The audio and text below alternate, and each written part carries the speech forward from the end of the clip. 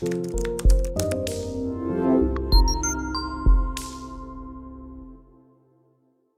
मैं कुछ ऐसे मिथ्स के बारे में बात करना चाहती हूँ जो कॉमनली लोगों के बीच में है। एक तो वेजिटेरियन और वीगन, क्या ये दोनों सेम है या इनमें कुछ फर्क है? उसमें ज़्यादा सफरिंग है। आप एक गाय को काट दोगे, वो इतनी बड़ी बात नहीं होगी किसी एक पर्सन के लिए, बट अगर आप उसका रोज, जैसे एक वेजिटेरियन है, वो एक सिल्की साड़ी भी पहन लेगा, वो लेदर की जैकेट भी पहन लेगा, वो वूल भी पहन लेगा, हनी भी खाएगा। इनफैक्ट हम लोग पेशेंट्स को भी प्रेफर करते हैं कि आप गाय का घी लीजिए। तो अगर वो घी उसने नहीं लेना है तो उसके लिए क्या ऑल्टरनेटिव्स हैं? इसके अलावा हनी के ऑल्टरनेटिव्स या फिर वूल के ऑल्टरनेटिव्स क्या हो सकते हैं? स्पेशली इंडिया में बहुत ही मेजर चीज़ है, मतलब बच्चा पैदा होता है तो वो मिल्क 6 महीने का होता है तो उसको बाहर का दूध देना शुरू कर देते हैं, और वो जब तक खुद के मतलब कॉन्शियस स्टेज में नहीं आता 13-14 साल तक पेरेंट्स जबरदस्ती उसको दूध देते ही देते हैं। तो इसका रिप्लेसमेंट बताइए, क्योंकि ये one of the major thing है जो हमारे घरों में यूज होती है। इसका क्या ऑल्टरनेटिव हो सकता है? उसमें सारी आपको चीज़ें बताई गई हैं कि क्या, क्यों दूध नहीं लेना चाहिए, क्यों नहीं कंज्यूम करना चाहिए, क्या सफरिंग्स हो रही है। तो इसके अलावा एक और बहुत बड़ा मिथ है कि जो लोग वीगन होते हैं उनमें B12 की कमी रहती है हमेशा। Is it true? और अगर यस तो what are the alternatives?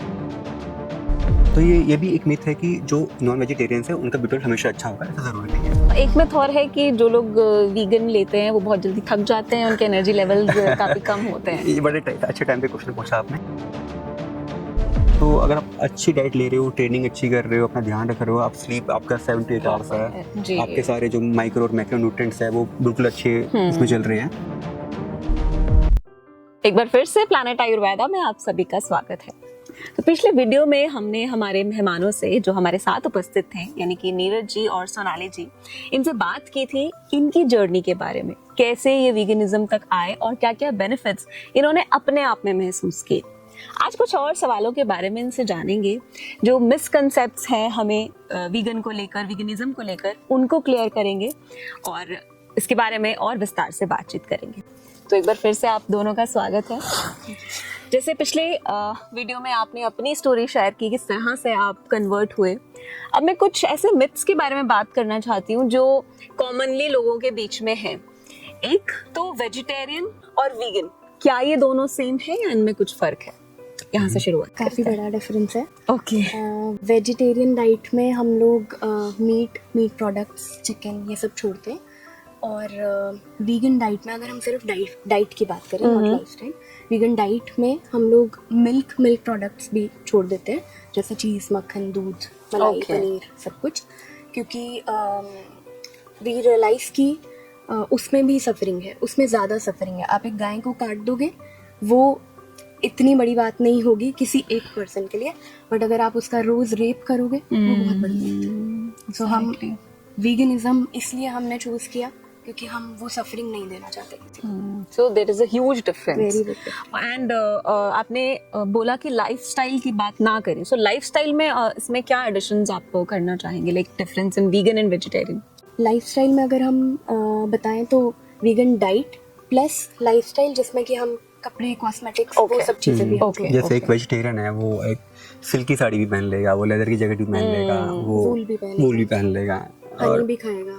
Right. तो वीगन्स इनको भी अवॉइड करते हैं कि ये भी ना हो। Okay, perfect. सो आपने जिन जिन चीज़ों के नाम लिए, मैं जानना चाहूँगी कि कॉमन मैन के लिए अगर वो वीगनिज्म में कन्वर्ट होना चाहते हैं तो उसके ऑल्टरनेटिव्स क्या हैं? जैसे घी, काउस घी।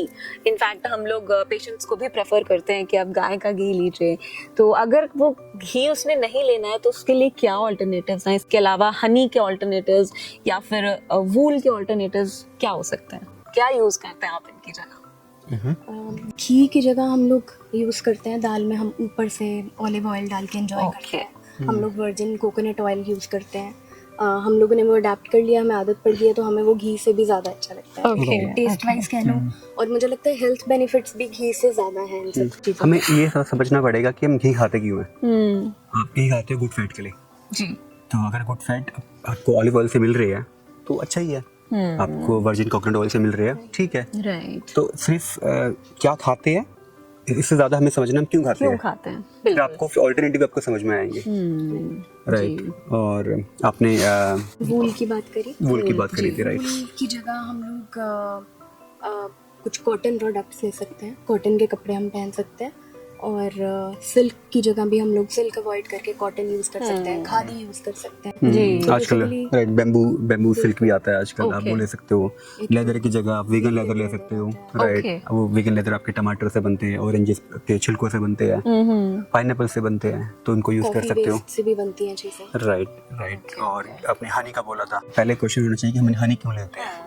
तो हनी हम 3 चीज़ों के लिए लेते हैं। हनी के अंदर फ्लेवोनॉइड्स होते हैं, हनी के अंदर आपका फेनोलिक एसिड होता है, हनी के अंदर आपका वो फ्लेविन करके एक सब्सटेंस होता है, वो होता है। तो अगर आपको पता चले कि ये और कहाँ से मिल सकते हैं, तो आप हनी को भी आप रिप्लेस कर सकते हो। ये आपको जो लीफी वेजिटेबल्स होते हैं, स्पिनच वगैरह, वहाँ से मिल सकते हैं आपको। आप नट्स ले सकते हैं, आप इतने सारे नट्स उनको ले सकते हैं। ऑरेंजेस है, जितने भी सिट्रोनिक फ्रूट्स होते हैं, लेमन्स, ऑरेंजेस, आप वहाँ से ले सकते हैं। तो अगर आपको ये सब चीज़ें पता हो, थोड़ा आपको पढ़ना पड़ेगा, आपकी भी नॉलेज बढ़ेगी, आप फिर इनको इजीली रिप्लेस भी कर सकते हो।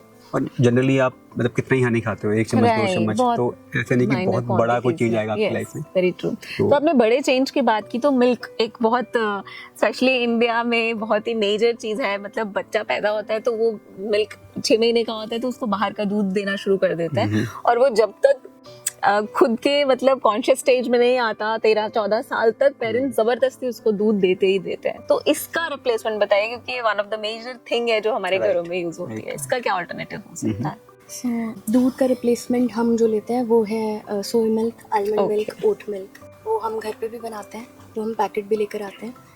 प्रेफर करना चाहिए कि घर पे बनाएं, क्योंकि वो आपका ओरिजिनल होगा, प्रिजर्वेटिव्स के बिना होगा।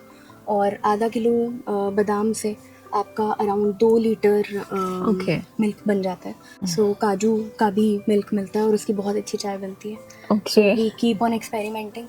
और हम घर पे दाल मखनी बनाते हैं, जैसे दूध लोग डालते हैं, क्रीम डालते हैं, वो सब डाल के। सो मिल्क की ये रिप्लेसमेंट्स हैं, वो आप ले सकते हैं। मतलब एक बच्चा, छोटा बच्चा भी ले सकता है। एक मूवी है माँ का दूध, सो उसमें बेसिकली वो डॉक्यूमेंट्री है, उसमें सारी आपको चीज़ें बताई गई हैं कि क्यों दूध नहीं लेना चाहिए, क्यों नहीं कंज्यूम करना चाहिए, क्या सफरिंग्स हो रही हैं, प्लस रिप्लेसमेंट्स क्या हो सकती हैं। तो वो काफ़ी अच्छी मूवी है, मैं रिकमेंड करना चाहूँगी, वो देख सकते हैं। परफेक्ट। इनफैक्ट इसके तो बहुत सारे ऑप्शंस आपने दे दिए। Oat milk, we have coconut milk and we have almond milk, soya milk है ना, कैश्यू मिल्क भी है। तो बहुत सारे अलग अलग फ्लेवर्स में आप मिल्क ले सकते हैं बिना कोई शेक या बिना कोई स्मूदी बनाए, राइट।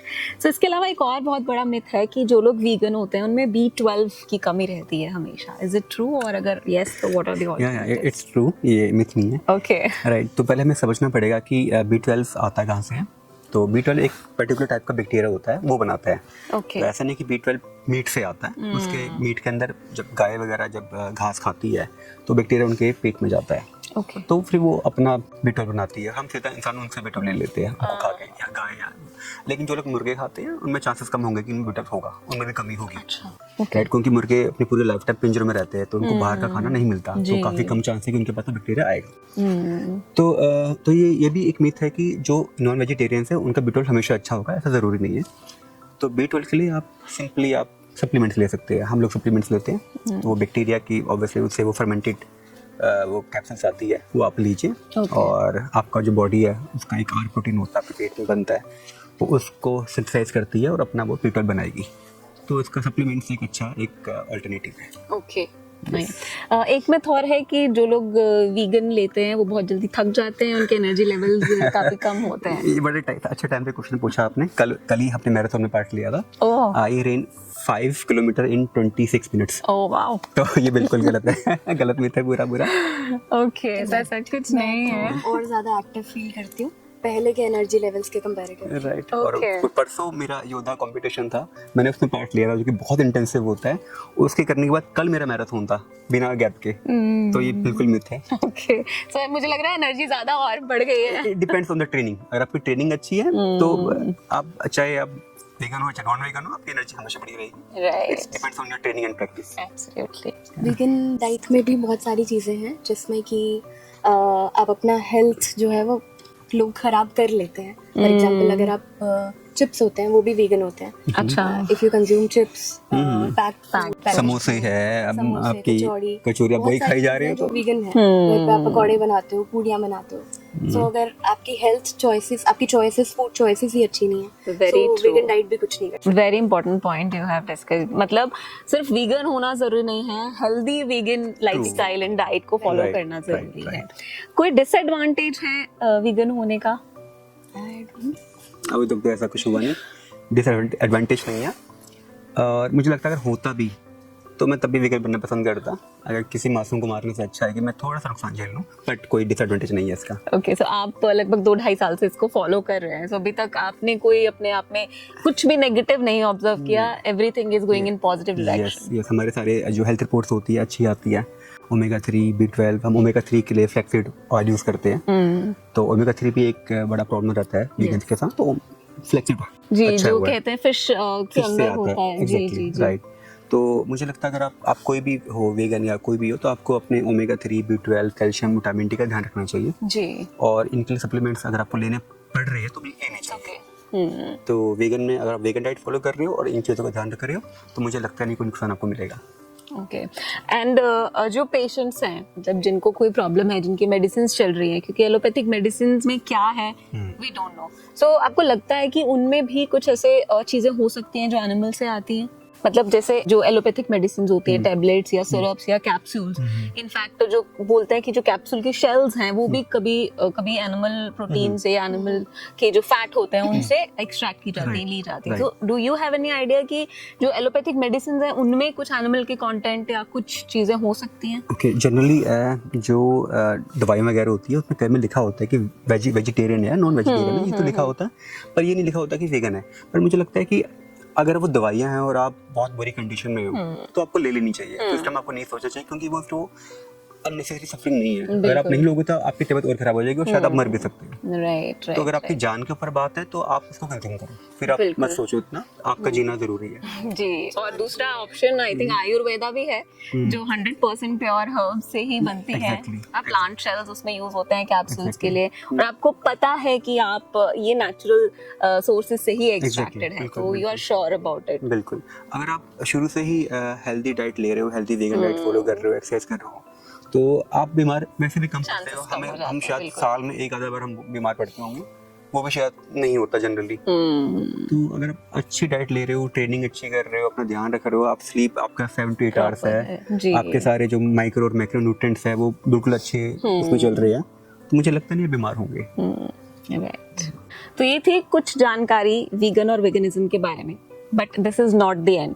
और भी बहुत सारी इंफॉर्मेशन हमें मैम और सर से चाहिए, तो इसके लिए बने रहिए प्लैनेट आयुर्वेदा के साथ और इंतजार कीजिए नेक्स्ट पार्ट का. जल्दी मिलते हैं. लिवर, किडनी, लंग्स, स्किन, दिल, पेट, घुटने, सिर, पैर या बॉडी के किसी भी पार्ट से जुड़ी हो कोई भी समस्या, अभी कॉल या व्हाट्सएप करें और घर बैठे समाधान पाएं 6209123456 पर. हाँ जी, अब सब बीमारियों का इलाज है बहुत आसान.